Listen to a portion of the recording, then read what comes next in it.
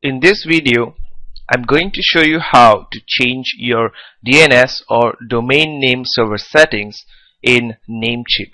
So the first thing that you want to do is put in your username and password to log in to your Namecheap account.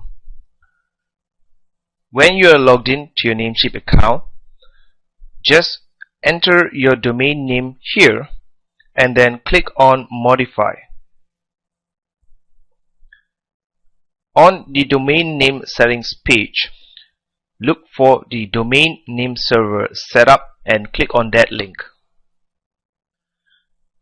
Then, as you can see here, please select Specify Custom DNS Servers and put in the first and second name server, which is the NS1 and NS2 servers as given by your web hosting provider, and then click on Save Changes.